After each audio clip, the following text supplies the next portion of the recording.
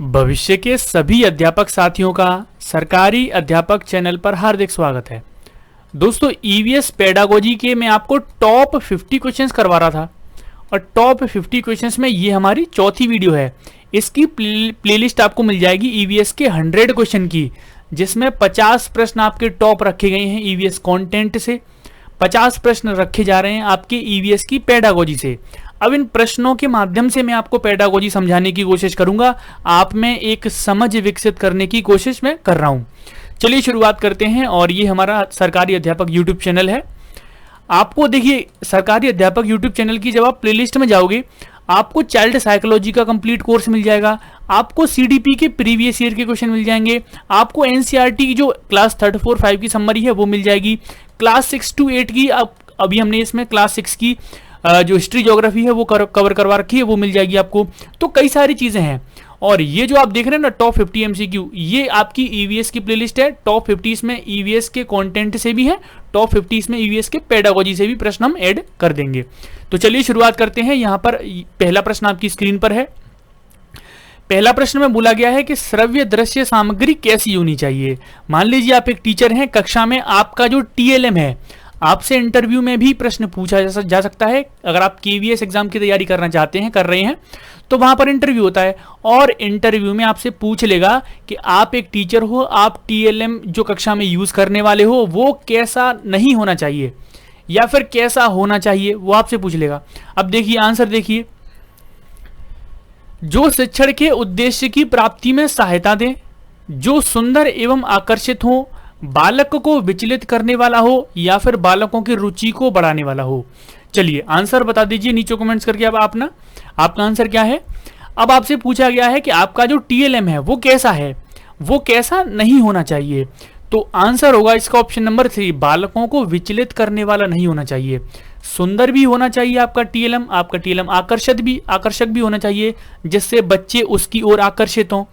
जो शिक्षण के उद्देश्य हैं उनकी प्राप्ति में भी सहायता करे, बच्चों की रुचि, बच्चों की जिज्ञासा बढ़े, उन टीएलएम को देखकर वो पढ़ना शुरू करें, है ना। ऐसा नहीं होना चाहिए कि बच्चे को विचलित कर रहा हो, है ना, तो ये नेगेटिव चीज है। तो यहां पर आंसर हो जाएगा ऑप्शन नंबर सी। शिक्षण सहायक सामग्री के लाभ हैं। शिक्षण सहायक सामग्री के क्या क्या लाभ हैं। देखिए अब आपसे पूछ लेगा कि आपके जो टीएलएम है उससे बच्चों को क्या लाभ मिलेंगे। देखिए पहला ऑप्शन देखिए, इससे पाठ अधिक सरल, रोचक एवं मनोरंजक बन जाता है। इसके प्रयोग से बालकों में पाठ के प्रति रुचि का विकास होता है। इसके प्रयोग से शिक्षण में कुशलता आती है। या फिर उपरोक्त सभी। आपके जो टीएलएम है उनसे बच्चों को क्या लाभ मिल रहा है, ऐसे पूछ लेगा आपसे कोई भी। तो देखिए टीएलएम क्या करता है, पाठ को ज्यादा सरल बना देता है, रोचक बना देता है, तथा बच्चों का मनोरंजन भी टीएलएम से होता है। उसके जरिए क्या करते हैं, बच्चे ज्यादा बेहतर पढ़ पाते हैं। बालकों में पाठ के प्रति रुचि उत्पन्न की जाती है, किसके द्वारा, टीएलएम के द्वारा। शिक्षण में कुशलता आती है, किसके द्वारा, टीएलएम के द्वारा। जो भी एक टीचर है वो अपनी टीचिंग यानी कि शिक्षण कर रहा है, तो उसके टीचिंग में और ज्यादा कुशलता आ जाएगी, किसके द्वारा, टीएलएम के द्वारा। तो आंसर हो जाएगा ऑप्शन नंबर 4, है ना, सभी सही है ये। अब देखिए अगला प्रश्न है कि आप एक विज्ञान टीचर हैं, श्वसन प्रकरण कहते हैं पाठ को। कोई भी टॉपिक है, टॉपिक को कह सकते हैं आप प्रकरण, तो टॉपिक है श्वसन। अब देखिए यहाँ पर जो श्वसन है वो गलत लिखा है, ये वाला सा आएगा इसमें, है ना, श्वसन। तो श्वसन आप पढ़ा रहे हो बच्चे को, उसके बाद परीक्षा का आयोजन आप करती हैं और यह देखती हैं कि अधिकांश विद्यार्थी श्वसन और सांस लेने में समझ नहीं पा रहे हैं, यह किसके कारण हो रहा है। देखिए अब यहाँ पर बोलने की ये कोशिश की गई है कि आप एक टीचर हैं, आपने श्वसन एक प्रकरण है, टॉपिक है, वो पढ़ा दिया। अब बच्चे समझ नहीं पा रहे हैं सांस लेना क्या है, श्वसन लेना क्या है, तो कुछ नहीं समझ पा रहे हैं बच्चे। तो इसमें क्या है, इसका कारण क्या है, वह कक्षा में प्रभावी तरीके से संबंधित संकल्पनाओं को व्याख्या नहीं कर सकी, यानी कि टीचर की बात हो रही है। वह उनकी कक्षा अध्यापिका नहीं है, ये कारण है। विद्यार्थी प्रश्न को सही तरीके से नहीं समझ सके। शिक्षिका की कक्षा में प्राय बहुत अनुशासनहीनता रहती है।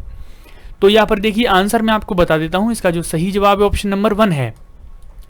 मान लीजिए बच्चे पढ़ नहीं रहे हैं, मान लीजिए बच्चों को पढ़ाई में मन नहीं लग रहा है, या फिर मान लीजिए कि कोई भी टॉपिक बच्चे को सिखाया गया उनके समझ में नहीं आया, तो हमेशा याद रखना, सारी की सारी गलती किसकी होती है? टीचर को, टीचर की गलती होती है और टीचिंग में ही कोई कमी होती है, उसकी वजह से बच्चा समझ नहीं पाता है।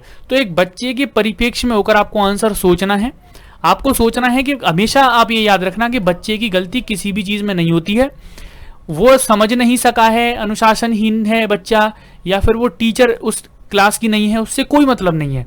सारी जो गलती है वो किसकी है? उस टीचर की है, जो वो उस बच्चे को नहीं समझा पाई है ना। तो आंसर हो जाएगा ऑप्शन नंबर 1। कक्षा 5 का समीर अक्सर समय पर पर्यावरण अध्ययन की शिक्षिका के पास गृह कार्य जमा नहीं कराता, इससे निपटने के लिए सर्वोत्तम उपाय हो सकता है। बताइए नीचे कमेंट्स करके अपना आंसर कि कक्षा 5 का एक समीर है, बच्चा है, ईवीएस का जो होमवर्क है वो करता नहीं है, जमा नहीं कराता है, तो आप कैसे निपटोगे उससे? बताइए। इस बात के विषय में प्रधानाचार्य को सूचित करेंगे आप, उसे खेलकूद की कक्षा से बाहर जाने से रोकेंगे आप, अनियमितता के कारण का पता लगाएंगे और समीर को परामर्श देंगे, या फिर उसकी अनियमितता के विषय में अभिभावकों के लिए एक नोट लिखेंगे। बताइए नीचे कमेंट्स करके अपना आंसर। चलिए आंसर मैं आपको बता देता हूं, इसका जो सही जवाब है वो ऑप्शन नंबर सी है। हमेशा याद रखना, जैसे बालक कोई भी कार्य नहीं कर पा रहा है, किसी भी कार्य को करने में असमर्थ है, किसी भी चीज़ को समझने में असमर्थ है, होमवर्क वो नहीं कर रहा है, तो इसका जो समाधान एक टीचर करेगा तो वो बच्चे से ही करेगा। सबसे पहले वो टीचर बच्चे की अनियमितता जानेगा कि वो होमवर्क क्यों नहीं करके ला रहा है डेली, उसके कारण का पता लगाएगा, फिर उसको परामर्श देकर उस प्रॉब्लम को सॉल्व किया जाएगा। हमेशा याद रखना, बच्चे से प्रॉब्लम जुड़ी है एक टीचर की, तो सबसे पहले टीचर क्या है? बच्चे से ही बातें करेगा, बच्चे का ही मूल्यांकन करेगा और बच्चे के स्तर पर ही उस समस्या को सुलझाने की कोशिश करेगा, है ना। तो याद रखेंगे आप यहाँ पर, ये भी आप याद रखेंगे, है ना। तो आपके कॉन्सेप्ट क्लियर होते जा रहे होंगे। जैसे जो टीएलएम में मैंने आपको बताया था एक बार कि टीएलएम क्या करता है? जो इंद्रियां हैं उनको जागृत करता है, और गलती वाली बात अगर आ जाए कि कोई बच्चा पढ़ नहीं रहा है तो उसमें टीचर की कमी होती है, हमेशा याद रखना। या फिर ये हो जाए कि बच्चा कोई कार्य नहीं कर रहा है, कोई प्रॉब्लम है, तो कैसे सॉल्व करोगे? टीचर के रूप में आप तो उसकी अनियमितता का कारण का पता लगाओगे और उसी स्तर पर बच्चे के साथ ही उसको परामर्श देकर उस समस्या को सॉल्व करोगे। चलिए आपको कॉन्सेप्ट समझ में आ रहा होगा कि किस तरह के प्रश्न आपकी परीक्षा में आते हैं। एक प्रश्न देखिए, एक पब्लिक स्कूल है, प्रत्येक कक्षा में लगभग 2 से 3 विशेष आवश्यकता वाले बालक हैं। बच्चे शारीरिक व मानसिक रूप से विकलांग हैं। यह बच्चे अन्य बच्चों के साथ उसी कक्षा में एक साथ पढ़ते हैं। पब्लिक स्कूल निम्न में से किसका अनुपालन करता है? समवयस्क शिक्षा, प्रतिपूरक अधिगम, सतत एवं व्यापक मूल्यांकन, या फिर समावेशी शिक्षा? नीचे कमेंट्स करके अपना आंसर बताइएगा जरूर। चलिए आंसर मैं आपको बता देता हूं, इसका जो सही जवाब है ऑप्शन नंबर डी है, समावेशी शिक्षा। समावेशी शिक्षा को कहते हैं इंक्लूसिव एजुकेशन। समावेशी शिक्षा में क्या होता है कि जो विशिष्ट बालक होते हैं, विशेष आवश्यकता वाले बालकों को कहते हैं विशिष्ट बालक, वो सामान्य बालकों के साथ बैठकर एक ही कक्षा में पढ़ते हैं, उसको कहते हैं हम समावेशी बालक, है ना। समावेशी शिक्षा उसको कहती हैं। तो कॉन्सेप्ट आपको पता होगा, आंसर हो जाएगा ऑप्शन नंबर डी। आगे बढ़ते हैं, अगला प्रश्न आपकी स्क्रीन पर है।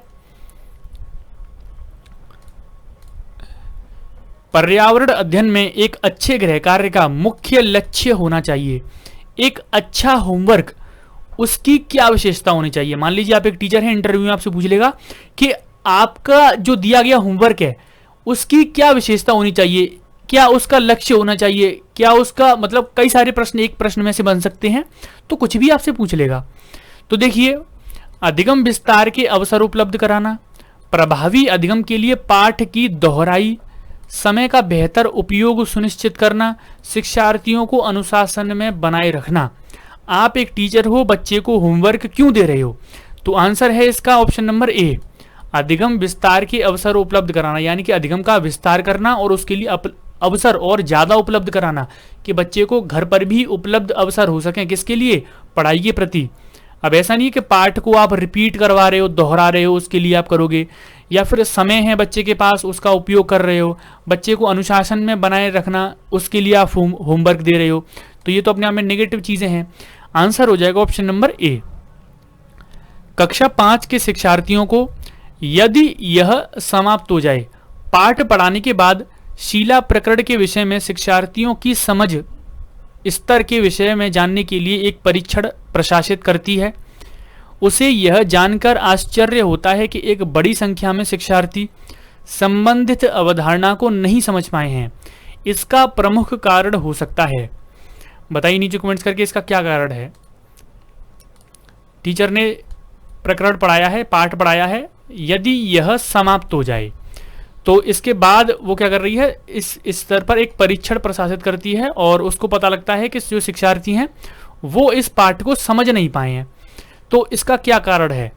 उसने प्रकरण को पढ़ाने के लिए सही पद्धति का प्रयोग नहीं किया था, विद्यार्थियों का संज्ञानात्मक स्तर अच्छा नहीं है, यह प्रकरण पाठ्यपुस्तक में शामिल किए जाने योग्य नहीं था, या फिर शिक्षार्थियों को यह प्रकरण रोचक नहीं लगा। अब बच्चों के कुछ समझ में नहीं आया है, तो मैंने आपको बताया था बच्चों की समझ में नहीं आया है, तो इसमें गलती किसकी है? गलती टीचर की है। टीचर की ही हमेशा गलती होती है, ये बात आप याद कर सोच के रखना। यही गवर्नमेंट मानती है कि सारी गलती किसकी है? टीचर की है। तो आंसर हो जाएगा ऑप्शन नंबर ए। प्रकरण जो भी पाठ उसको पढ़ाया गया है वो उसमें सही पद्धति का टीचर ने प्रयोग नहीं किया होगा, तभी तो बच्चों की समझ में नहीं आया है। हमेशा ऐसा नहीं है कि बच्चों का संज्ञानात्मक स्तर अच्छा नहीं है या चैप्टर ही खराब है, रोचक नहीं है। रोचक नहीं है तो टीचर को बनाना था रोचक। यहां पर आंसर हो जाएगा आपका ऑप्शन नंबर ए, है ना। गलती किसकी रहेगी? हमेशा टीचर की। चलिए आगे देख लीजिए। 38 वाला प्रश्न बोल रहा है कि प्राथमिक स्तर पर पर्यावरण अध्ययन की पाठ्य पुस्तक में कौन सी विशेषता नहीं होनी चाहिए? बताइए नीचे कमेंट्स करके अपना आंसर कि प्राथमिक स्तर की पर्यावरण अध्ययन की पाठ्यपुस्तक में कौन सी विशेषता नहीं होनी चाहिए।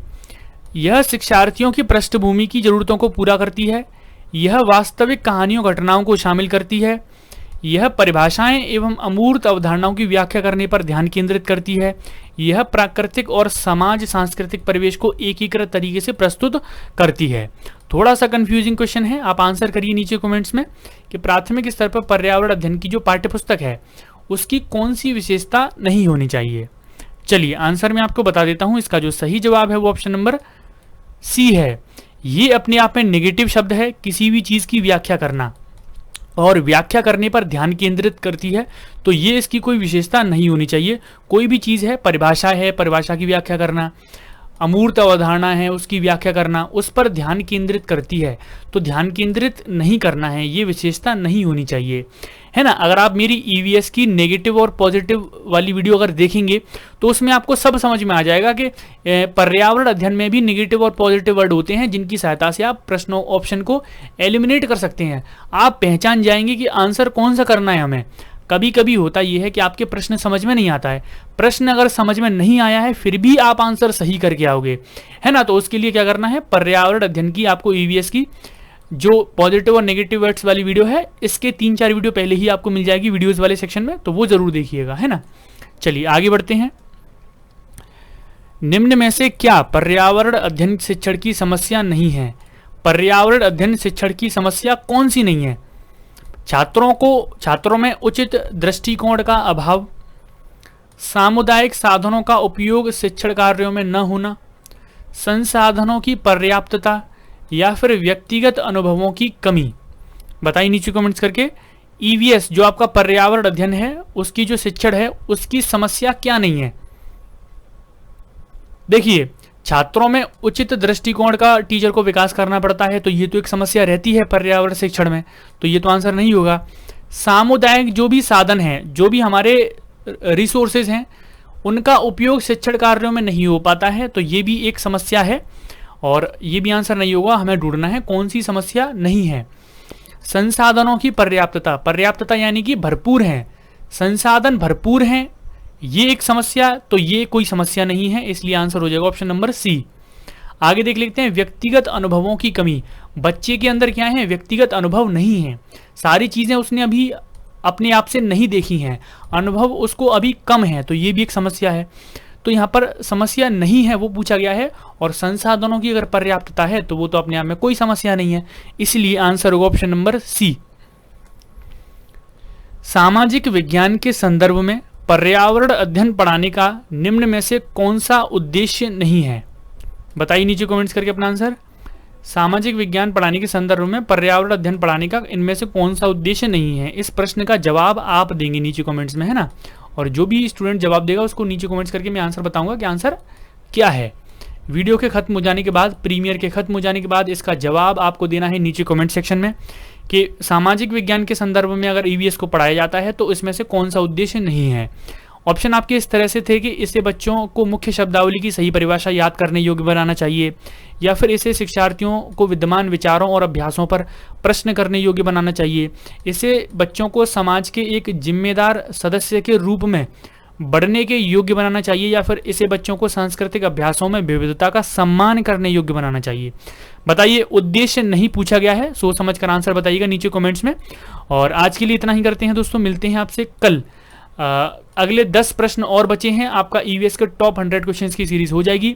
अगर आपने अभी तक नहीं देखी है तो प्लेलिस्ट में जाकर जरूर देखिएगा, और मिलते हैं आपसे अगली वीडियो में। आज के लिए इतना ही, धन्यवाद।